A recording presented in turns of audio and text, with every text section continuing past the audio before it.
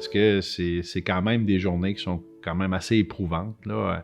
Ça n'arrête pas, hein. Il faut que tu en passes. Le but, c'est d'en passer le plus dans une journée, là, tu vois. Puis moi, c'est ce qui faisait le plus mal au cœur. Je voyais le monde dehors. Puis c'est pour ça que je me rappelle pourquoi je voulais travailler tard. C'est parce qu'il y avait encore du monde dehors. Je dis, on peut pas arrêter, là. C'est de l'entraide. C'est des grosses journées. Mais c'est des journées qui rapportent niveau expérience. Puis niveau satisfaction.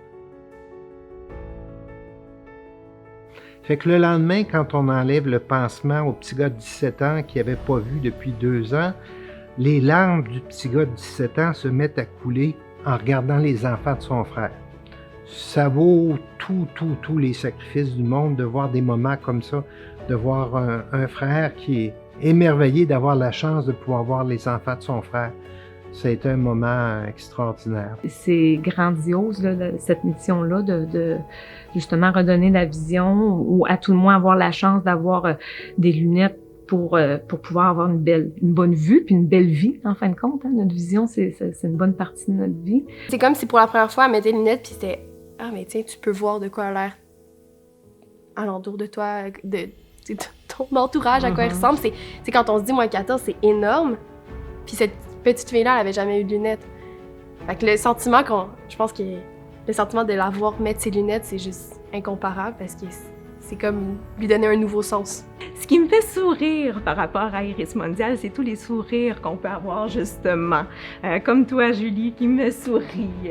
Je pense à ma co-chambreuse Martine qui me souriait tous les matins. Je pense à Denis qui souriait dans les corridors en dirigeant les gens, en organisant son programme informatique. Le sourire de tous les bénévoles québécois, les bénévoles sénégalais, de tous les patients aussi qui étaient très reconnaissants de ce qu'on pouvait leur offrir. Ce qu'on ne s'attend pas, c'est à quel point la gratification et le bénéfice va être encore plus grand de notre côté. Ouais, 100% Et d'accord. ça, c'est une surprise et je pense que c'est vraiment ça le moteur de notre engagement dans la coopération internationale. Les gens sourire, c'était de voir les gens contents, c'était de voir les gens heureux. Parce que c'est sûr que pour eux, ils voyaient ça comme un don du ciel, qu'on vienne les voir dans les pays, dans leur pays, qu'on se déplace 30 personnes pour aller leur donner la vision. C'est ça qui est merveilleux, c'est ça qui est fantastique.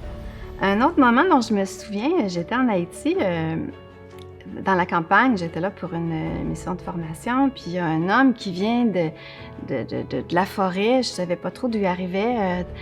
Madame, docteur, madame. Je me demandais ce qu'il voulait. Il arrivait vite, puis il avait l'air, il parlait fort, il parlait en créole. Je me demandais ce qui se passait, mais j'ai arrêté, je l'ai laissé venir.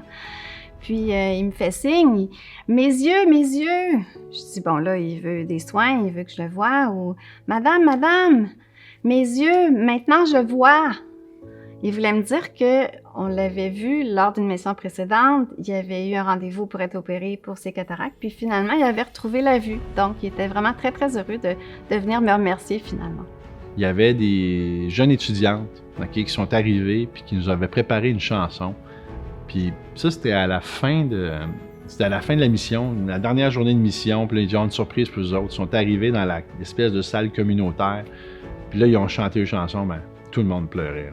Puis j'ai encore une larme qui me vient quand j'y pense parce que c'était vraiment, j'ai dit wow. Là, ça avait tout rappé ma semaine en disant quel beau moment.